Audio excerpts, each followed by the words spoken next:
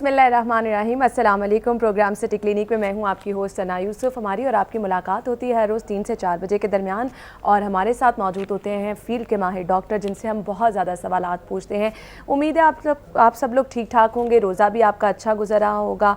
और आज मैं आपको बताती चलूँ कि आज हमारे साथ मौजूद हैं डॉक्टर अकमल हुसैन जो कि होम्योपैथिक के डॉक्टर हैं। इनसे भी हम बहुत सारे सवालात पूछेंगे और आपके सवालात भी शामिल करेंगे। अगर आप प्रोग्राम में शामिल होना चाहते हैं तो हमें कॉल कीजिए। हमारा नंबर है 033312111418। इस पर आप कॉल कर सकते हैं और जो भी सवाल आप पूछना चाह रहे हैं आप पूछ सकते हैं। अस्सलाम वालेकुम डॉक्टर साहब। जी वालेकुम अस्सलाम। क्या हाल चाल है डॉक्टर साहब? अल्लाह का करम।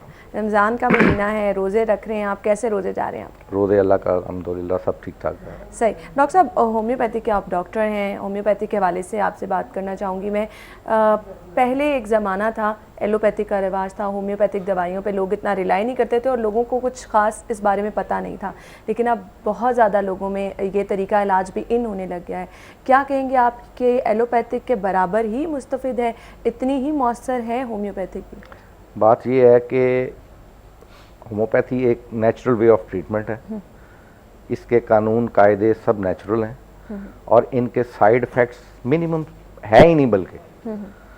और ये इफ़ेक्टिवनेस के ये एलोपैथी के मुकाबले में उतना ही है। अगर सर्जरी को एलोपैथी में से निकाल दिया जाए, सिर्फ मेडिकेशन हो, तो मेरा ख्याल है कि जो होम्योपैथिक मेडिसिन हैं वो फार बेटर हैं एलोपैथिक मेडिसिन से, जिनके साइड इफ़ेक्ट्स बहुत हैं।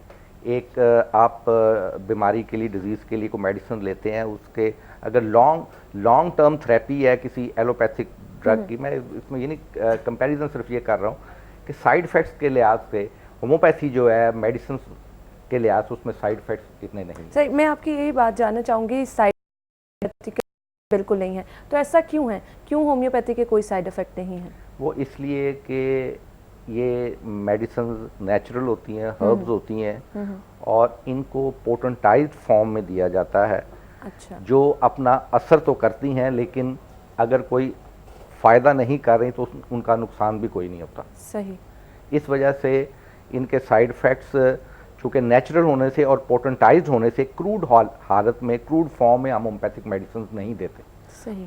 उसको पोटेंटाइज किया होता है, उसके जो साइड इफ़ेक्ट्स हैं वो मिनिमाइज़ हो गए होते हैं, ख़त्म हो गए होते हैं। ठीक है। अच्छा डॉक्टर साहब, मैं आपसे जानना चाहूँगी, होम्योपैथिक तरीका इलाज जो है इसमें किसी भी मर्ज़ की तशख़ीस करने का तरीक़ाकार जो है वो एलोपैथिक वाला ही होता है, उसी तरह टेस्ट, रिपोर्ट्स और उसके बाद आप दवाई सजेस्ट करते हैं? जी बिल्कुल ऐसे ही है। डायग्नोसिस के लिए टेस्टों की तो ज़रूरत होती है, हम ये नहीं कह सकते, लेकिन बाज़ औक़ात क्लिनिकल एक्सपीरियंस होता है या हम उस तरह के डीप डायग्नोसिस टेस्ट में नहीं जाते। अच्छा। पेशेंट्स के सिम्टम्स, उनकी इनहेरिटेंस को मद्देनज़र रखते हुए मेडिसिन प्रेस्क्राइब करते हैं। सही। बहुत डीप टेस्टों की होम्योपैथी को ज़रूरत नहीं होती। सही। लेकिन बहरहाल टेस्टों की ज़रूरत होती है।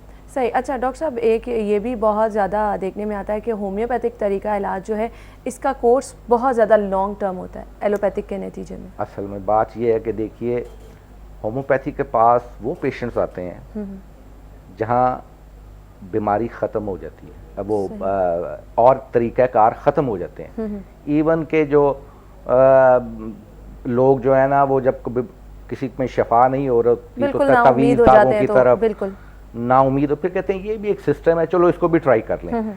जहाँ से तमाम इलाज ख़त्म हो जाते हैं वहाँ से होम्योपैथी का इलाज शुरू होता है। और बाद ऐसी प्रॉब्लम्स होती हैं जो सर्जिकल होती हैं, लोग सर्जरी करवाना नहीं चाहते। बिल्कुल।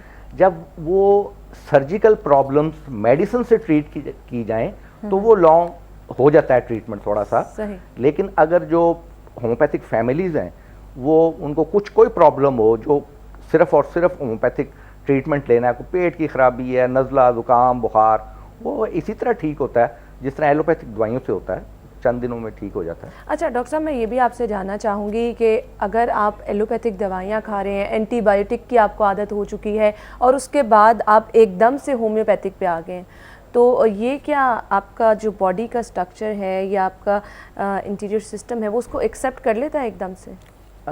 देखिए, उसमें प्रॉब्लम ये होती है कि हमारी जो मेडिसिन हैं वो बॉडी का जो इम्यूनिटी का सिस्टम है उसको बूस्ट करती है। सही।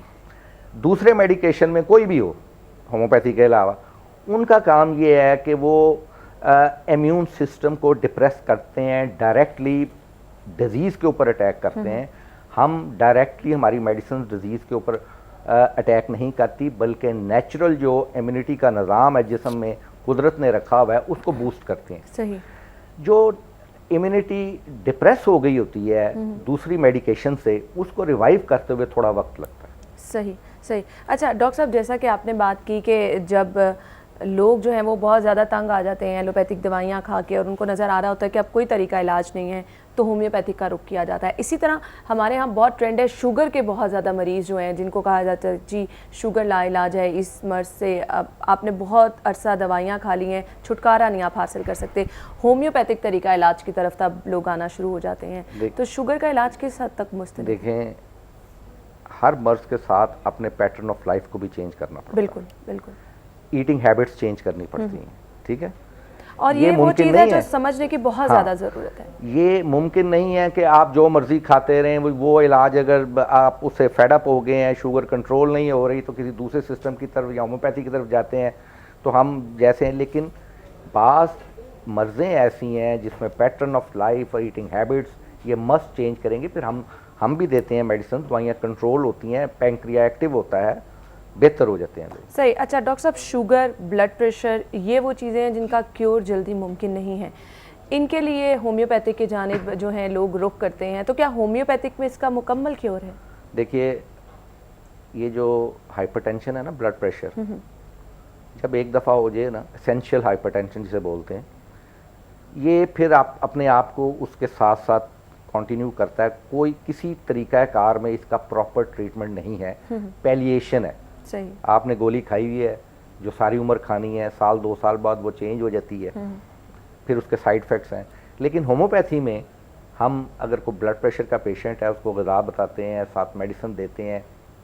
अगर वो एलोपैथिक ड्रग्स के ऊपर या किसी और सिस्टम के ऊपर है तो वो एकदम वो मेडिसिन उसको डिसकंटिन्यू नहीं की जा सकती। सही। आहिस्ता आहिस्ता उनको टेपर किया जाता है। फिर वो जब होम्योपैथिक मेडिसिन पे कन्वर्ट होते हैं तो वो फिर कम्प्लीटली बेहतर हो जाता है, फिर उनको ज़रूरत नहीं रहती। लेकिन शर्त में वही है कि अपनी पैटर्न ऑफ लाइफ को चेंज करना पड़ता है। बिल्कुल बिल्कुल। अच्छा डॉक्टर साहब, मैं आपसे ये जानना चाहूँगी, होम्योपैथिक अद्वियात या जो होम्योपैथिक का कोर्स लोग कर रहे होते हैं उनके लिए दिन में 2-2 घंटे बाद भी शायद दवाई खाना ज़रूरी होती है। जैसा कि अब रमज़ानुल मुबारक है, वो लोग जिन्होंने रोज़ा रखना होता है वो किस तरह से इसको मैनेज कर सकते हैं? 2-2 घंटे बाद दवाई लेना तो मुमकिन नहीं होता। बाद देखिए, रोज़ा एक अगर फ़वाइद की तरफ जाए ना, तो रोज़ा जो है ना वो बज़ाते ख़ुद एक कुदरती अमल है जिसमें इम्यून सिस्टम को अपग्रेड करने का। सही। ये रोज़ा डिटॉक्सिफाई करता है हमारे एक अमल जो जिस्म में है उसको। हम बहुत सारे फूड सप्लीमेंट्स या विटामिन ऐसे लेते हैं जो हमारे जिस्म में एंटीऑक्सीडेंट का काम करते हैं। हम जो रोज़मर्रा की ग़िज़ा खाते हैं उससे जिस्म में एक पॉइजनस मैटर्स पैदा होते हैं जो हम मुख्तलिफ़ किस्म के फल में से, विटामिन में से एंटीऑक्सीडेंट लेते हैं और वो जिस्म में से नहीं। रोज़ा जो है वो इस सब को डिटॉक्सिफाई करता है। बिल्कुल, हमारे नबी करीम सल्लल्लाहु अलैहि वसल्लम ने भी फरमाया कि रोज़ा जिस्म की ज़कात है। हाँ, ज़कात है, और हर लिहाज से, बीमारी से भी। बहुत बीमारियां ऐसी हैं जिससे रोज़े में बहुत, इनमें शुगर है, अगर आपकी बहुत ज़्यादा नहीं है, जिसमें आपने इंसुलिन के शॉट्स लेने हैं दिन में 2 बार या 3 बार। अच्छा डॉक्टर साहब, शुगर के पेशेंट्स को रोज़ा रखना चाहिए नहीं, इस पे हम बात करेंगे। अभी मुझे एक ब्रेक लेनी है। नाज़रीन, आप हमारे साथ रहेगा, एक ब्रेक के बाद फिर हाजिर होंगे। रमज़ान मेहरबान। ब्रेक के बाद आपको एक बार फिर से खुश आमदीद कहेंगे। डॉक्टर साहब हमारे साथ स्टूडियो में मौजूद हैं, उनसे बहुत से सवालात कर रहे हैं। अगर आप भी कुछ पूछना चाहते हैं तो आप प्रोग्राम में शामिल हो सकते हैं, हमें कॉल कीजिए। हमारा नंबर है 03331211 और अभी हम बात करेंगे शुगर के मर्ज़ के हवाले से। नाज़रीन, आपको तो पता है कि बहुत डिटेल में हम शुगर के मर्ज़ पर बात कर चुके हुए हैं, लेकिन होम्योपैथिक तरीका इलाज क्या है, होम्योपैथिक तरीका इलाज में शुगर के मर्ज़ को किस तरह से कंट्रोल किया जा सकता है, ये डॉक्टर साहब से जानते हैं। जी डॉक्टर साहब, बताइएगा होम्योपैथिक तरीका इलाज में क्या सजेस्ट करते हैं, शुगर का क्या तरीका इलाज होता है? बात ये है कि जैसे और मेडिसिन हैं दूसरे तरीक़ाकार में, हमारे पास भी होम्योपैथिक मेडिसिन हैं। हम डायरेक्टली, मैंने पहले भी बात की है कि कोई किसी मर्ज़ को डायरेक्टली हमारी मेडिसिन हिट नहीं करती। हम नेचुरल वे से ट्रीट करते हैं। पैंक्रियाज को कोशिश करते हैं कि वो एक्टिवेट हो जाए। टाइप 1 टाइप 2 डायबिटीज़ होती हैं, बाद ऐसी होती हैं जिसमें पैंक्रियास के सेल्स बिल्कुल वो पोर्शन, पैंक्रिया जो है वो 2 किस्म की सेक्रीशन इंटरनल और एक्सटर्नल प्रोड्यूस करता है। इंटरनल सेक्रीशन में वो डाइजेस्टिव एंजाइम्स हैं जो इंटेस्टाइन्स में जाते हैं और डाइजेशन में हेल्प आउट करते हैं। सही। एक्सटर्नल सेक्रीशन में वो एक हार्मोन प्रोड्यूस करता है जिसको इंसुलिन कहते हैं। इनहेरिटेंस, ज़्यादातर ये बीमारी इनहेरिटेड में इंसान को मिलती है या फिर अपने ईटिंग हैबिट्स जो है उसकी वजह से वो अपने अंदर पैदा कर लेता है। अगर तो पैंक्रियाज के सेल्स बिल्कुल ही ख़त्म हो गए हैं, बहुत वीक हो गए हैं। अच्छा डॉक्टर साहब, यहाँ पे मैं आपसे ये जानना चाहूँगी, क्योंकि जैसा कि आप बता रहे हैं सेल्स बिल्कुल ख़त्म हो चुके हैं, वीक, पेशेंट की हिस्ट्री, मेडिकल हिस्ट्री कितनी मैटर करती है, जिसको आप देख के तो फिर आप आते हैं कि होम्योपैथिक तरीका इलाज यहाँ से शुरू किया जाना चाहिए? बात यह है कि दूसरे तरीक़ाकार में भी ये पूछा जाता है, लेकिन जितना हम होम्योपैथी में रिलाई करते हैं ना हिस्ट्री में, उसके वालदैन में क्या प्रॉब्लम्स थी, उसके फोर फादर्स में क्या थी, उसके अंकल्स वगैरह और इनको क्या प्रॉब्लम्स हैं, हम इस पे बहुत रिलाई करते हैं। हमारी मेडिसिन ऐसी होती हैं कि वो केस हिस्ट्री को लेना पड़ता है, सही, इनहेरिटेंस देखनी पड़ती है। हम भी शुगर को इसी तरह कंट्रोल कर लेते हैं जैसे आम होम्योपैथिक दूसरे तरीक़ाकार में किया जाता है, लेकिन फिर वही है कि आप अपने जो दिन में औकात हैं उनको देखना पड़ता है, ऐसी चीज़ें छोड़नी पड़ती हैं, प्रॉपर एक्सरसाइज करनी पड़ती है जिससे ये कंट्रोल हो सकती है। बाद औक़ात मेरे पास ऐसे पेशेंट्स हैं कि मैंने वो उनकी वो दूसरी मेडिसिन, क्योंकि हम अगर कोई बहुत अरसे से एलोपैथिक मेडिसिन शुगर के लिए ले रहा है तो एकदम हम स्विच ओवर होम्योपैथी पे नहीं कर सकते। मेडिसिन हम देते हैं लेकिन वो हम उनको बंद नहीं करवाते। अगर वो एकदम बंद करवाएंगे तो शुगर बहुत शूट अप कर जाएगी। सही। आहिस्ता, क्योंकि हमारी, मैंने पहले भी बताया कि डायरेक्टली उन मेडिसिन पे असरअंदाज उन मर्ज पे असरअंदाज नहीं होती ये जो होम्योपैथी है। हम जो बेस है, जो कॉज है, उसको देखते हैं कि वो क्या है, उसको ट्रीट करते हुए थोड़ा वक्त लगता है, फिर हम आहिस्ता आहिस्ता उन मेडिसिन को कम करते हैं, फिर अपनी दवाइयों पे ले आते हैं, तो उसी तरह कंट्रोल रहती हैं। अच्छा डॉक्टर साहब, जैसा कि अभी ब्रेक में आपने बताया कि माशाल्लाह आपका इतना एक्सपीरियंस है, तो शुगर एक ऐसा मर्ज़ है कि बहुत देर तक ये इंसान के साथ चलता रहता है, तो आपने अपने इस तमाम एक्सपीरियंस में किस हद तक देखा है कि शुगर पे होम्योपैथिक से काबू पाया जा सकता है? होम्योपैथी पे शुगर पे काबू पाया जा सकता है, उसकी बहुत सारी चीज़ें देखनी पड़ती हैं। फिर हम मेडिसिन ऐसी हैं, अगर वो हम उसको मुस्तकिल मिजाजी से इलाज करते रहें, बीच में उसको ब्रेक ना कर दें, तो वो बिल्कुल शुगर जो है वो क्योर की तरफ जाती है। लेकिन मैं ये हर पेशेंट्स के लिए नहीं कह सकता कि वो 100% क्योर हो जाएगी। वो उसी तरह कंट्रोल होगी जिस तरह और मेडिसिन करती हैं, लेकिन हमारी मेडिसिन के कोई साइड इफ़ेक्ट्स नहीं होंगे। आप शुगर की कोई दूसरी मेडिसिन लेती हैं 2, 4, 5, क्योंकि ये तो लाइफ टाइम लेनी होती है। अगर 2, 4, 5 साल वो मेडिसिन लेती हैं, उनके साइड इफ़ेक्ट्स आते हैं। उनमें से एक सबसे पहला जो साइड इफ़ेक्ट आता है वो ब्लड प्रेशर का है। सही। और अगर आप शुगर को मॉनिटर नहीं करते, उसको प्रॉपर कंट्रोल नहीं करते, तो किडनीज की तरफ ये जाती है।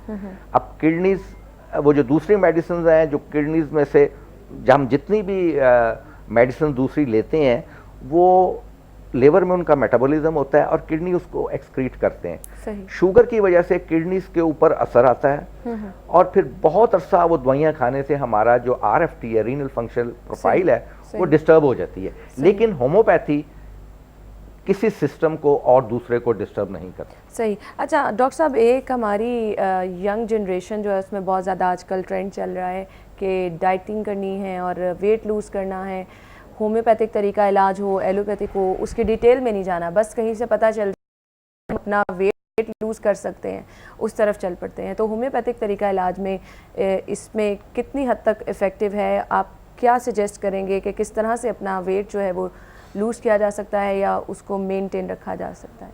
देखिए, जो मोटापा है ना, वेट है,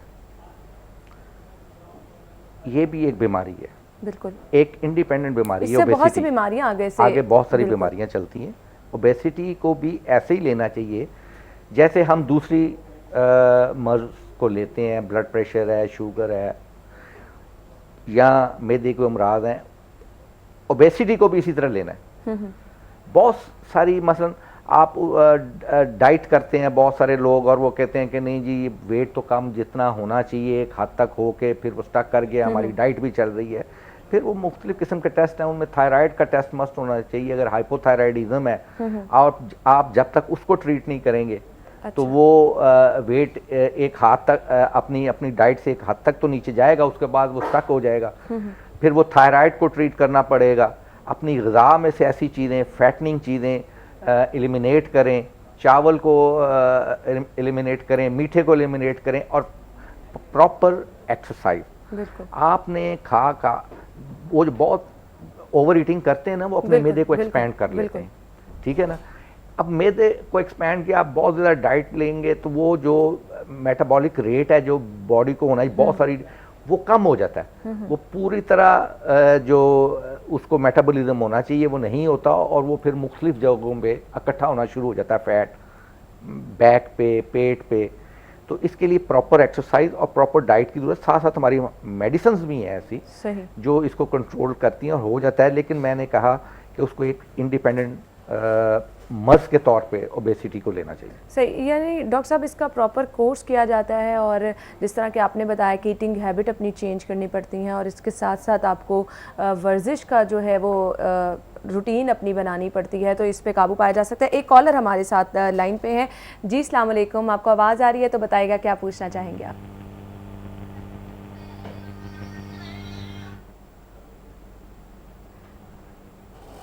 जी अस्सलाम वालेकुम, अगर आपको आवाज़ आ रही है तो बताइएगा क्या पूछना चाहेंगे आप। हेलो। जी जी जी जी बताइएगा, आपकी आवाज़ आ रही है, क्या पूछना चाहेंगे आप। हेलो। कॉलर तक शायद हमारी आवाज़ नहीं जा रही लेकिन हम उन्हें सुन पा रहे हैं। जब भी आप हमें कॉल करें तो अपने टेलीविज़न की आवाज़ कम रखें ताकि आप हमें सही तरह से सुन सकें और आप जो सवाल पूछना चाह रहे हैं आप वो भी अपना सवाल पूछ सकें। डॉक्टर साहब, हम बात कर रहे थे वेट को मेंटेन करने की। कुछ लोगों का माइंड ये भी होता है कि उन्होंने यहाँ से दवाई लेना शुरू की है और खाने को इतना बैलेंस ना रखें, फौरी तौर पर उनका वेट लूज़ होना शुरू हो जाए। तो ये आप बताइएगा हैबिट पैटर्न ऑफ लाइफ को चेंज किए बगैर, ईटिंग हैबिट्स को चेंज किए बगैर कोई मेडिसिन काम नहीं करती। बिल्कुल बिल्कुल, ये बहुत अच्छी बात की है डॉक्टर साहब ने।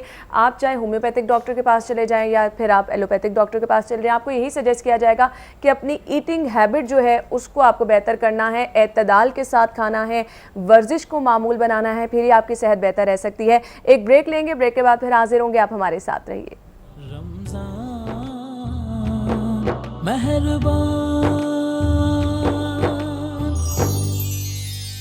ब्रेक के बाद आपको एक बार फिर से खुशामदीद कहेंगे। डॉक्टर साहब हमारे साथ मौजूद हैं जिनसे हम बहुत से सवालात पूछ रहे हैं और आप भी प्रोग्राम में शामिल हो सकते हैं। हमें कॉल कीजिए 0333121118 हमारा नंबर है, इस पर कॉल कीजिए और जो भी सवाल आप पूछना चाह रहे हैं आप पूछ सकते हैं।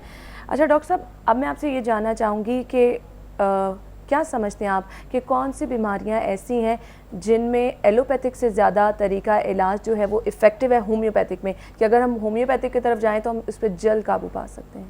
देखिए, बहुत सारी ऐसी डिजीज़ हैं जो एलोपैथी में वो इलाज तो करते हैं लेकिन एक स्टेज के बाद वो कहते हैं जी इसको सर्जरी करा।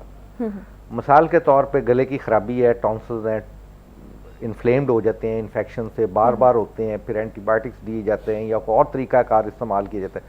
अल्टीमेटली कुछ सालों के बाद वो कहते हैं जी अब इसको रेडिकेट करवाएंगे, इसको सर्जरी कराएं, टॉन्सिलेक्टमी करवा लें।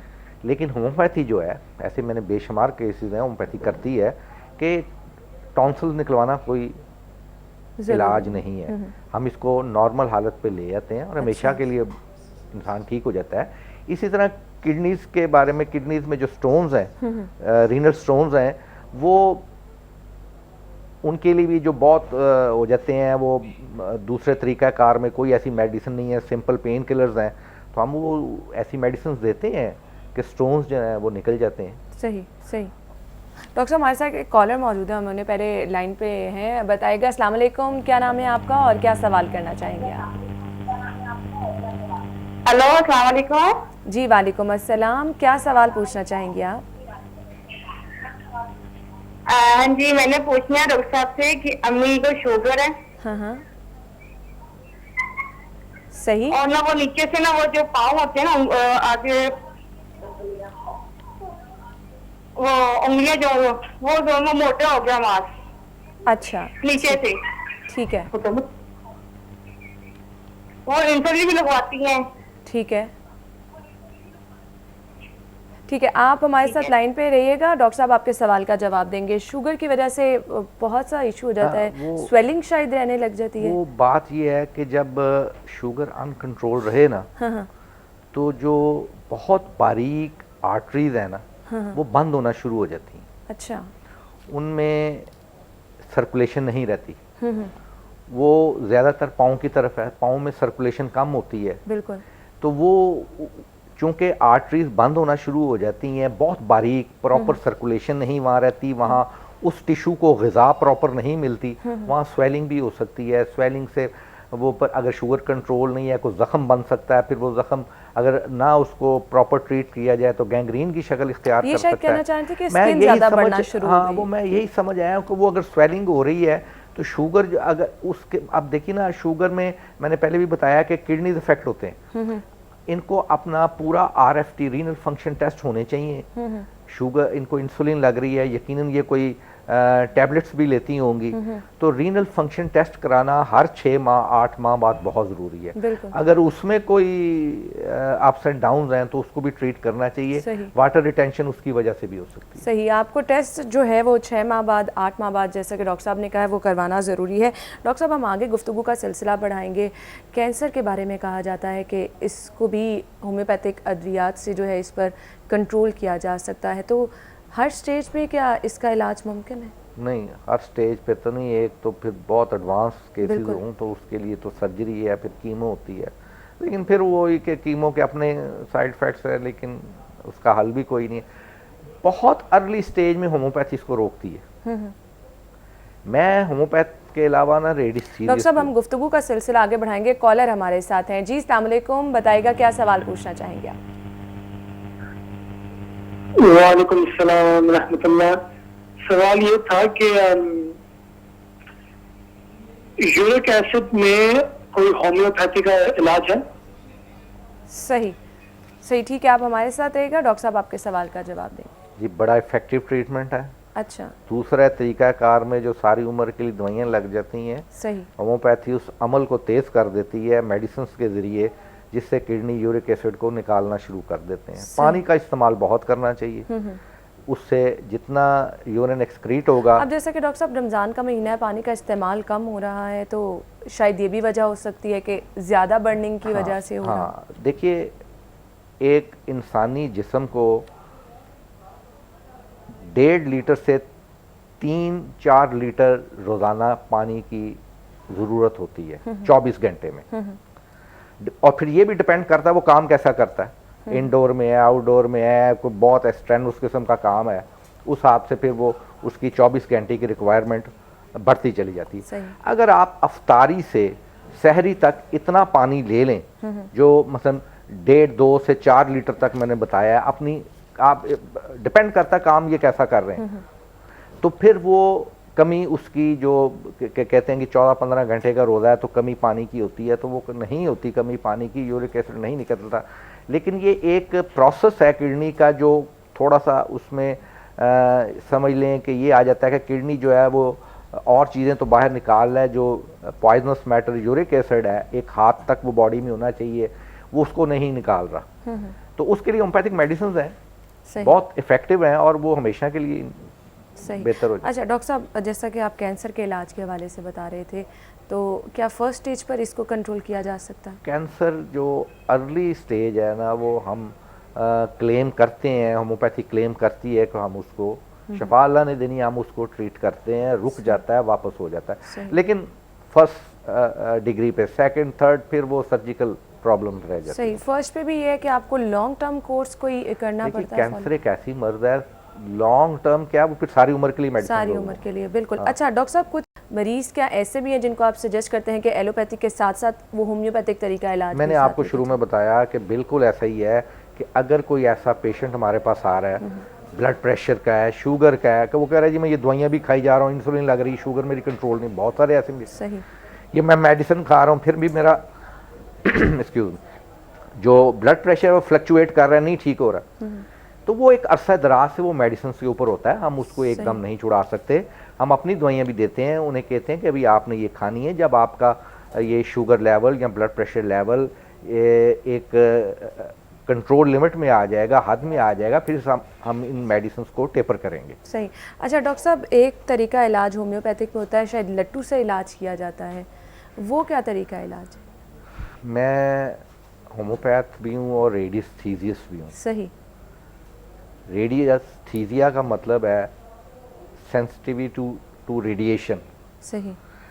तमाम लिविंग नॉन लिविंग ऑब्जेक्ट्स जो हैं वो रेडिएशन एमिट करते हैं। ये पेन है ना आपके हाथ में पकड़ा हुआ, बिल्कुल। इसमें से भी रेडिएशन निकल रही है। आपके मोबाइल से रेडियो वेव्स निकल रही हैं, आपके जिस्म से इलेक्ट्रोमैग्नेटिक वेव्स निकल रही हैं। वो मेरा एक तरीका, ये पूरा एक साइंटिफिक मेथड है। बिल्कुल। ये वाटर डिवाइनर या वाटर डाउजिंग आपने सुनी हो, ये उसके ऊपर वो पुराने ज़माने में रेगिस्तानों में एक ख़ास किस्म की स्टिक को, लेकिन वो चलाने वाला भी ख़ास होता था, उस स्टिक को पकड़ के वो चलता था रेगिस्तानों में, जहाँ उस स्टिक का रुख नीचे होता था, वो डिगिंग करते थे, वहाँ से पानी निकलता था। सही। ये उसकी एक ब्रांच है। सही। बॉडी जो रेज एमिट कर रही है वो मुख्तलिफ बीमारियों में मुख्तलिफ बदलती रहती है, कैंसर, टीबी, हेपेटाइटिस, सही। आज कुछ है कल कुछ है। मैं उस रेडिएशन को अपने पेंडुलम के ज़रिए जज करता हूँ और मेडिसिन प्रेस्क्राइब करता हूँ। अच्छा। सही। अगर आप गूगल करें रेडिस्थीजिया के नाम से तो आपको ये इस पे बड़ी रिसर्च मिलेगी। सही। सही। अच्छा डॉक्टर साहब, हमारे पास वक्त कम है, एंड पे मैं आपसे ये जानना चाहूँगी, बहुत ज़्यादा लोग जो हैं क्वैक्स की वजह से होम्योपैथिक पर रिलाय कम करते हैं, उनको आप क्या मैसेज देना चाहेंगे? यकीनन आपका ये कहना कि बहुत सारे ऐसे लोग हैं जिन्होंने होम्योपैथी को बदनाम किया है, वो होम्योपैथी की आड़ में दूसरी मेडिसिन इस्तेमाल करते हैं, बिल्कुल। तो होम्योपैथी बदनाम है। मैं उनसे ये कहना चाहूँगा कि आप मुस्तनद डॉक्टर से अगर इलाज करवाते हैं, वो उसकी क्रेडिबिलिटी के ऊपर कोई ऐसा दाग नहीं है। सही। सही। डॉक्टर साहब, आपके टाइम का बहुत शुक्रिया। डॉक्टर साहब का ये कहना है कि होम्योपैथिक पे आप भरोसा कर सकते हैं, मुस्तनद डॉक्टर के पास जाना बहुत ज़रूरी है। मुझे इजाज़त दीजिए, प्रोग्राम का वक्त ख़त्म हुआ जाता है। कल सेम टाइम पे आपसे फिर से मुलाकात होगी। अल्लाह हाफिज़। मेहरबान